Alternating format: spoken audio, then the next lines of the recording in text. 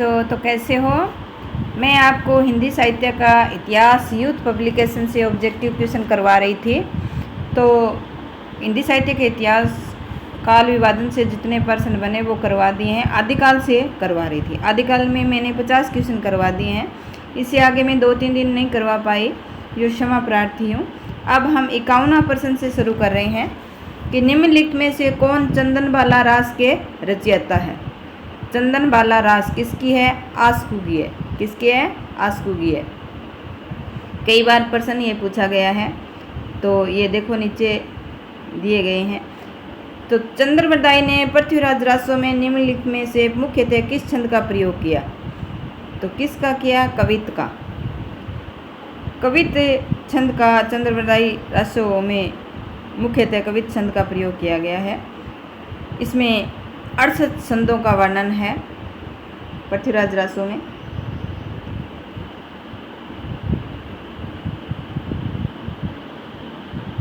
विद्यापति ने अपना कौन सा ग्रंथ मैथिली में लिखा? विद्यापति का कौन सा है? पदावली।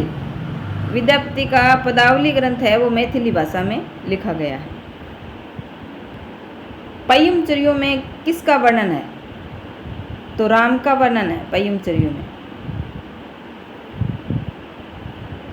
अमीर खुसरो की पहेलियाँ और मुकरियाँ किस भाषा में लिखी है? तो किस भाषा है? अमीर खुसरो की खड़ी बोली है। यहाँ नीचे पूरा वर्णन दिया हुआ है हर क्वेश्चन का। डिंगल भाषा का क्या अर्थ है? डिंगल भाषा अपभ्रंश के योग से बनी शुद्ध राजस्थानी भाषा है। अमीर खुसरो का जन्म कब हुआ? कहाँ हुआ? कौन सा स्थान है? एटा। अमीर खुसरो का जन्म स्थान एटा है।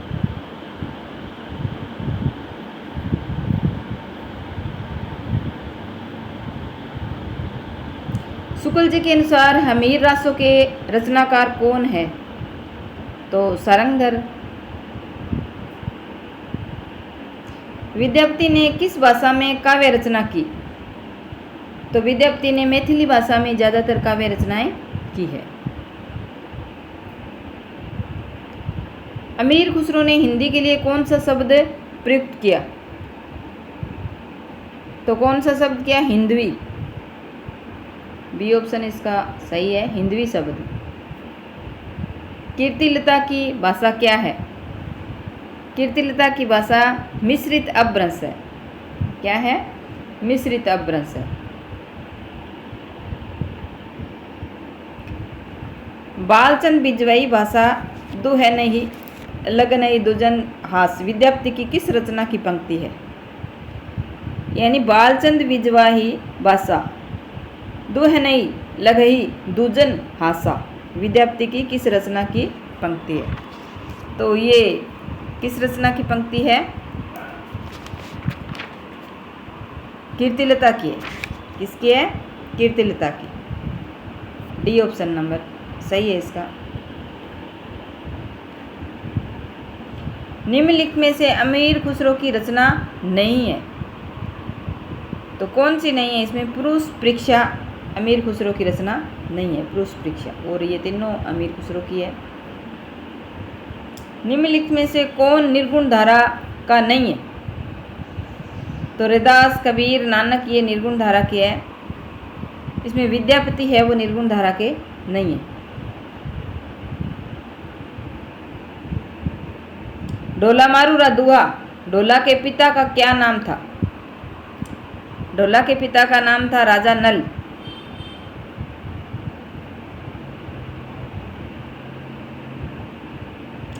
गोरखनाथ का समय 11वीं सदी है, यह मान्यता किस विद्वान की है? तो ये पीतम्बर बर्थवाल की है। डी ऑप्शन सही हो जाएगा इसका। नाथ पंथ सिद्धों की परंपरा से छंटकर निकला, यह कथन किसका है? आचार्य रामचंद्र शुक्ल का।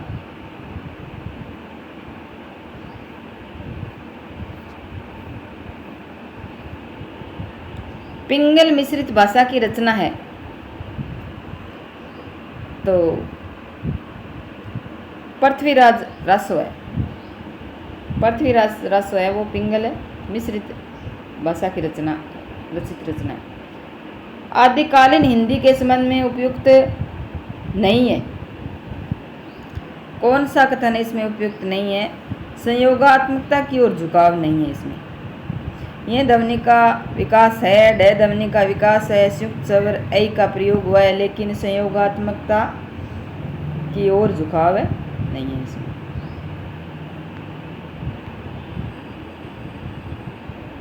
कमान बान छुटी अपार, लागत लोए इस सारी धार। घमासान दान सब वीर शेष, गन स्रोत बहुत अस रकत रेत। यानी ये पंक्तियाँ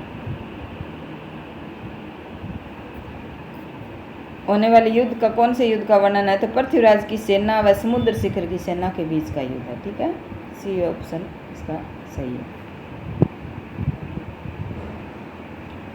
यह कहानी 16वीं शताब्दी के बाद ही लिखी हुई है और रसों में प्रक्षिप्त हुई है। पद्मावती समय के विषय में यह कथन किसका है? तो हजारी प्रसाद द्विवेदी का है।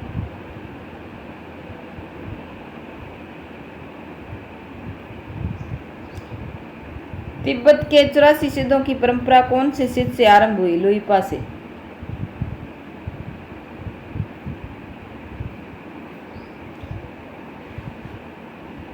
निम्नलिखित में से कौन आदिकाल के अंतिम चरण के सुप्रसिद्ध कवि है?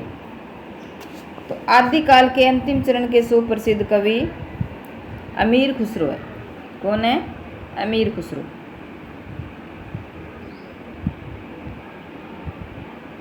हिंदी साहित्य का प्रथम महाकाव्य कौन सा है? तो पृथ्वीराज रसो चंद्रप्रदायी द्वारा लिखा गया है। सुमिलित करते हुए कूट से उत्तर का सही चयन कीजिए। तो गोरखनाथ उनका युग रांगे राघव का है। नाथ संप्रदाय हजारी प्रसाद द्विवेदी का है। हिंदी काव्य में निर्गुण संप्रदाय पीताम्बर बर्थवाल का और हिंदी साहित्य धर्मवीर भारती का। तो इसमें कौन सा कूट सही होगा? इसमें सही मिलान का कूट एक भी नहीं दिया हुआ है क्वेश्चन में यहाँ, तो ये इस तरह से मैंने बता दिया है, नीचे दिया भी गया। भरत मुनि ने अपभ्रंश को नाम दिया देश भाषा। क्या नाम दिया? देश भाषा। बहुत बार पूछा जाता है ये प्रश्न। जन्म काल की दृष्टि से निम्नलिखित कवियों का सही क्रम है। तो सही क्रम क्या है? चंद्रबदाई, जगनिक, खुसरो और श्रीधर। चंद्रबदाई का जन्म है वो 1168 के आसपास है। जगनिक 1173, अमीर खुसरो 1253 और श्रीधर 14वीं सदी के कवि है। तो सी ऑप्शन इसका सही हो जाएगा। इनमें से कौन सा ग्रंथ लौकिक चरित काव्य माना जाता है? तो कौन सा माना जाता है? भविष्यत कहा।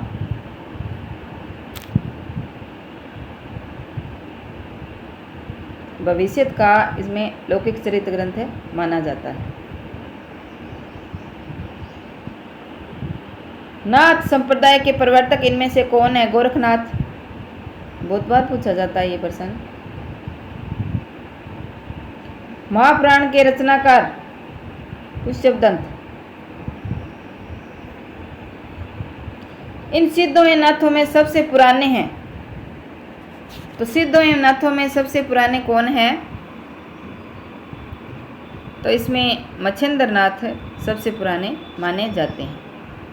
ऑप्शन बी इसका सही है।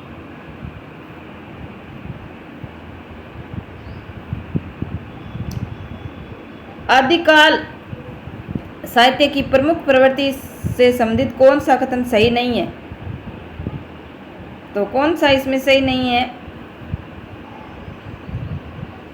इस साहित्य में राष्ट्र प्रेम का सुंदर चित्रण किया गया है, तो इसमें ये बिल्कुल गलत है। इसमें राष्ट्र प्रेम का सुंदर चित्रण नहीं किया गया। ए ऑप्शन ही इसमें गलत माना गया है। अमावस के दरी झिलमिल चंदा, पूनम के घर नाद के गरिवेंद गरजे, बाजत अनहद तूर। उपयुक्त काव्यास अनहद नाद की स्थिति करने वाले योगी संत का नाम है। तो गोरखनाथ। अनहद नाद की स्थिति को व्यक्त करने वाले योगी संत है गोरखनाथ।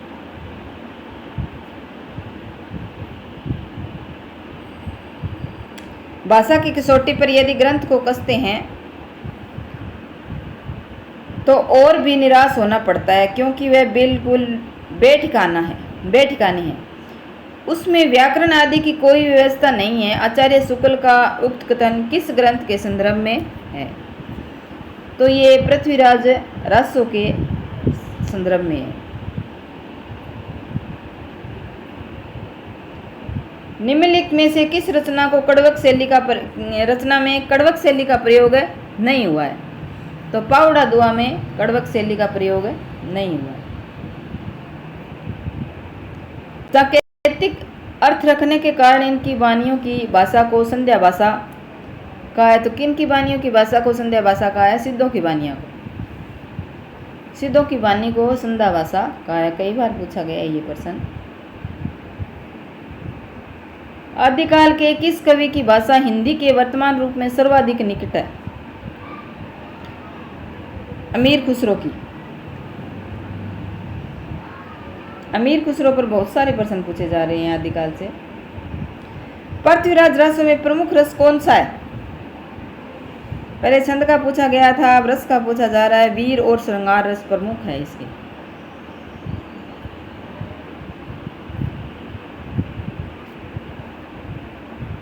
वीर और श्रृंगार रस। राहुल सांकृत्यायन ने हिंदी का पहला कवि किसे मानना है? ये भी प्रश्न बहुत ही बार पूछा जाता है, लगभग मानो कि ये हर बार आता है। सरयपाद है इसमें। ये देखो कितनी बार पूछा गया। सिद्धों की वाणियों को हिंदी काव्य धारा के नाम से किसने संग्रहित किया? सिद्धों की वाणियों को तो किसने किया?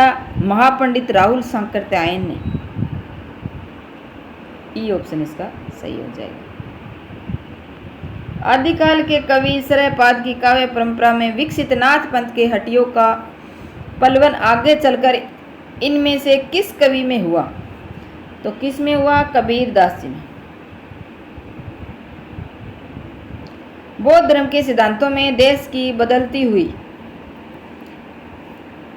हुई परिस्थितियों ने जिन नवीन भावनाओं की सृष्टि की उन्हीं के परिणाम स्वरूप सिद्ध साहित्य की रूपरेखा तैयार हुई है। सिद्ध साहित्य के प्रादुर्भाव विषयक यह कथन इनमें से किसने कहा है? तो किसने कहा है? किसका है? ये रामकुमार वर्मा का है। किसका है? रामकुमार वर्मा का। नागरिक प्रचारणी सभा से प्रकाशित रासो के संस्करण को प्रामाणिक मानने वाले विद्वान इनमें से कौन है? तो कौन है इसमें? Colonel Tod. B number option इसका सही हो जाएगा। कितनी बार पूछा है ये प्रश्न? प्रमाणिक और अप्रमाणिक मानने वाले ये यहाँ सबका दिया हुआ है। भारतेश्वर बाहुबली रास इनमें से किस काव्य धारा का ग्रंथ है? जैन साहित्य का है।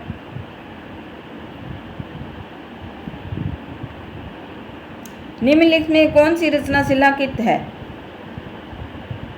तो रावलवेल।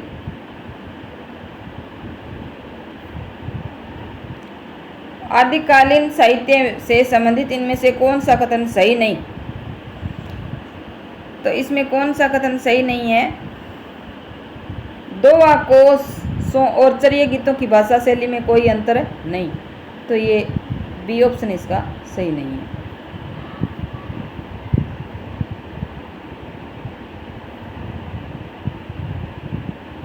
रचना और रचनाकार की दृष्टि से कौन सा विकल्प सुमिलित नहीं है? तो प्रबंध चिंतामणि है वो विनय सूरी का, यही इसमें सुमिलित नहीं है। ये मेरुतुंग की रचना है प्रबंध चिंतामणि, मेरुतुंग की। जसहर चरित्र के लेखक है, जसहर चरित्र के लेखक पुष्पदंत है। कौन है? पुष्पदंत। दब स्वाव प्यास नामक अपभ्रंश में लिखी रचना किसने की? दब स्वाप प्यास नामक अपभ्रंश में लिखित ग्रंथ की रचना किसने की? तो किसने की? देवसेन ने। संदेश रसक किस प्रकार का काव्य है? संदेश रसक किस प्रकार का काव्य है? खंड काव्य है।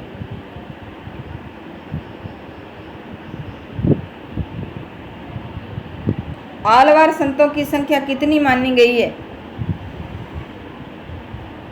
आलवार संत कितने हैं? 12 है।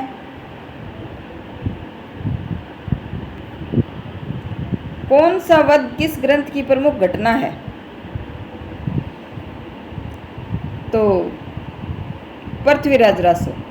केमास वध यानी केमास वध किस ग्रंथ की प्रयुक्त रचना है?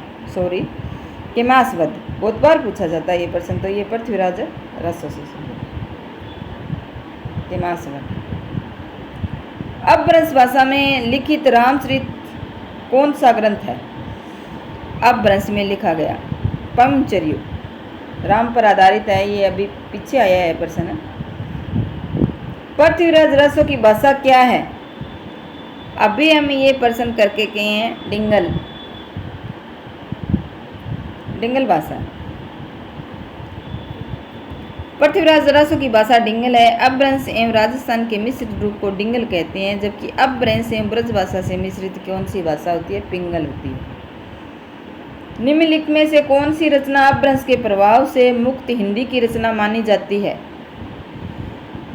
तो कौन सी मानी जाती है? बिसल देव रासो। सी ऑप्शन सही हो जाएगा।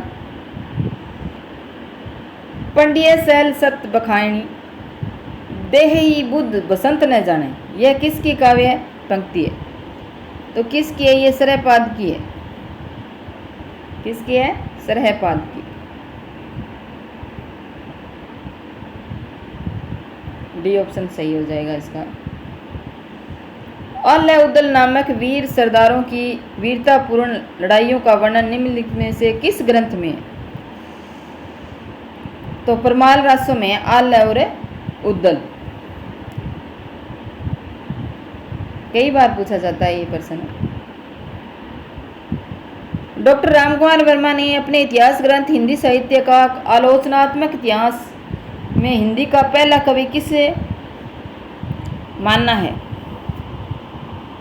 तो स्वयंभू को मानना है। किसे मानना है? स्वयंभू को। डी ऑप्शन सही है इसका। नाथ साहित्य का आरंभकर्ता किसे माना जाता है? ये प्रश्न है गोरखनाथ का है इसमें कई बार आ गया है प्रश्न। नाथ पंथ से संबंधित हिंदी का प्रथम महाकाव्य किसे माना गया है? पृथ्वीराज रासो। ये भी दोबारा प्रश्न आ गया। किसे मानना है? पृथ्वीराज रासो। प्रत्येक देश का साहित्य वहाँ की जनता की चित्तवृत्ति का संचित प्रतिनिधि होता है। ये किसका कथन है? ये आचार्य शुक्ल का कथन है। प्रसिद्ध कथन है ये आचार्य रामचंद्र शुक्ल का। गोरी सोए सेज पर मुख पर डारे केस पंक्ति किसके द्वारा रचित है? अमीर खुसरो द्वारा। इनके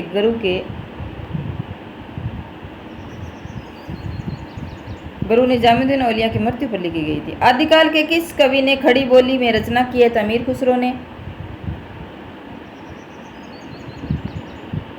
विद्यापति किसके दरबारी कवि थे? कीर्ति सिंह के।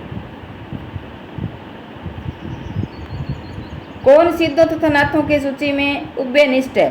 सरहपाद।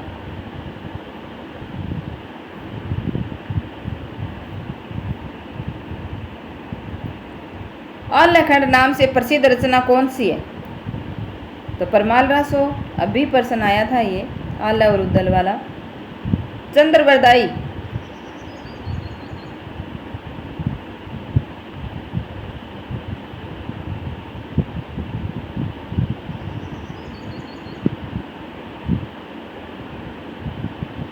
चंद्रवरदाई किस राजा के दरबारी कवि थे? तो पृथ्वीराज रासो के ही थे। पृथ्वीराज चौहान, पृथ्वीराज रासो, चंद्रवरदाई ने लिखा है।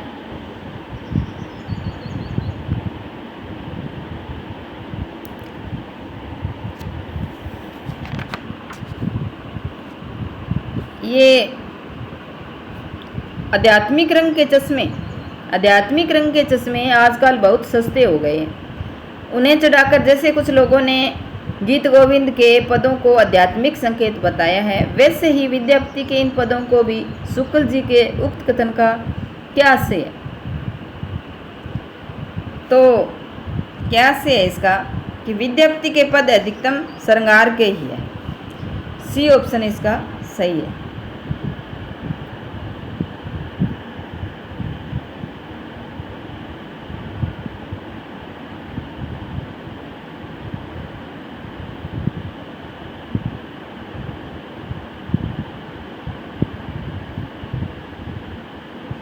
पहले जैसा गाथा या गाहा।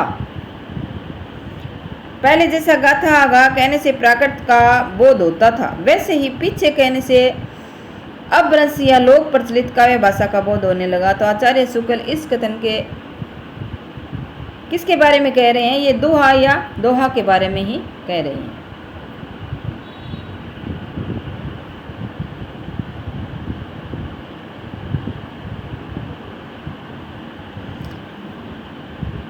पृथ्वीराज विजयी नामक ग्रंथ के आधार पर पृथ्वीराज रासों को अप्रमाणिक रचना मानने वाले डॉक्टर गुल्लर हैं। ये प्रश्न बहुत बार पूछा जाता है। गद्य पद्य मिश्र चंपू काव्य प्राचीनतम हिंदी की कृति कौन सी है? राहुल वेल शिलाकृत कृति है ये। निम्नलिखित सूची रचनाकारों के साथ मिलानी है। तो बिसल देव रासो, नरपति नालय, खालिक बारी, अमीर खुसरो, भारतेश्वरी, बाहुबली रास, शालिभद्र सूरी, दोहा को सरायपाद और कीर्तिलता विद्यापति की है। तो इसमें बी ऑप्शन है सही हो जाएगा।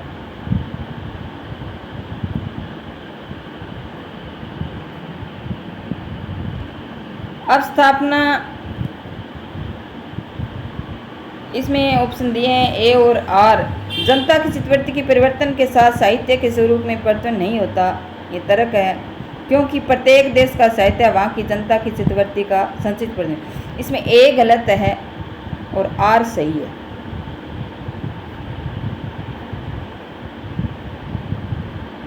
गोरखनाथ की साधना पद्धति का नाम है हठयोग।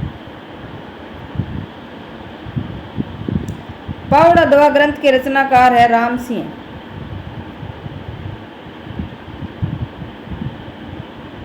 मैं हिंदुस्तानी की तूती हूँ, ये अमीर खुसरो। देसी लिबेना सब जन मीठा, देसी भाषा के मिठास का यह वर्णन करने वाले विद्यापति है।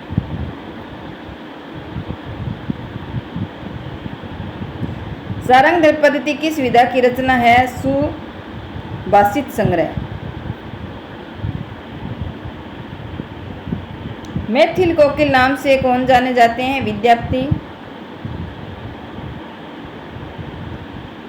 विक्रम की 7वीं शताब्दी के 11वीं तक अपभ्रंश की प्रधानता रही और फिर वह पुरानी हिंदी में परिणित हो गई। तो ये चंद्रधर शर्मा गुलेरी का कथन है। पृथ्वी राजरासों में कितने समय है? तो कितने हैं? 69। पृथ्वीराज रासों में 69 है समय। चंद्रधर शर्मा ने साहित्यिक अपभ्रंश को किस नाम से पुकारा है? पुरानी हिंदी। अभी ऊपर ही आया है ये क्वेश्चन है। निम्नलिखित में कौन सी रचना अपभ्रंश की नहीं है? चित्रावली।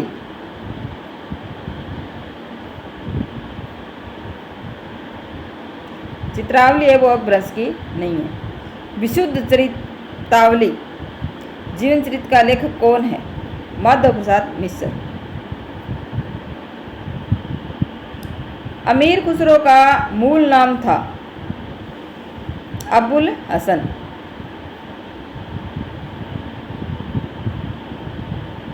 हिंदी में किस कवि को राजशेखर की उपाधि से अलंकृत किया गया है? विद्यापति को। कीर्तिलता के रचनाकार विद्यापति। अपनी पहेलियां और मुकरियों के लिए जाने जाते हैं अमीर खुसरो। आदिकाल के साहित्य में उपेक्षित रहा है, तो राष्ट्रीय चेतना की उपेक्षा हुई है इसमें। आदिकाल के काव्य की प्रधान भाषा है, तो आदिकाल के काव्य की प्रधान भाषा क्या है? डिंगल पिंगल मिश्रित है।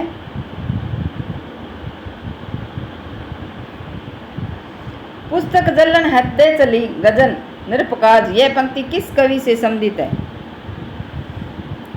तो किस कवि से है? चंद्रवरदाई से है।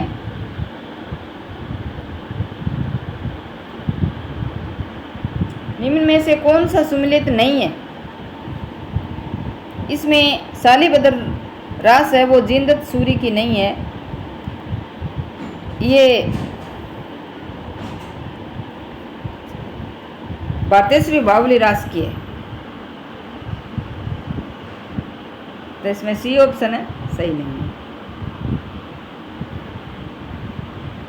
रणमल छंद का रचयिता कौन है? तो कौन है? श्रीधर।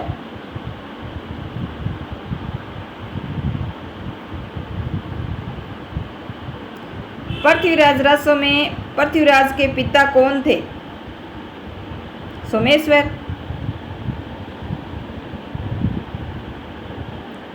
डी ऑप्शन सही है। प्राकृताभास हिंदी के हास्य है, तो क्या है? अपभ्रंश से। गोरा बादल की कथा किसके द्वारा रचित है? तो जटमल के द्वारा। किसके द्वारा रचित है? जटमल कवि के द्वारा। नाथों की संख्या कितनी मानी गई है? तो 9 नाथ, 84 सिद्ध, 12 अलवर संत है। सिद्धों में सबसे पुराने कौन है? तो सरयपाद सबसे पुराने माने जाते हैं। कुमान रासों के रचयिता कौन है? तो दलपति विजय।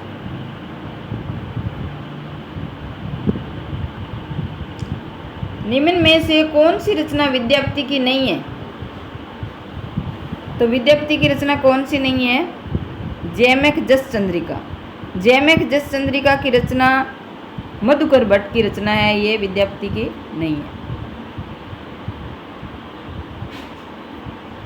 तो आज हमने ये 151 क्वेश्चन किए हैं, तो इनको आप बार बार पढ़ते रहना, यही प्रश्न वापस रिपीट होते हैं। तो आज के लिए इतना ही।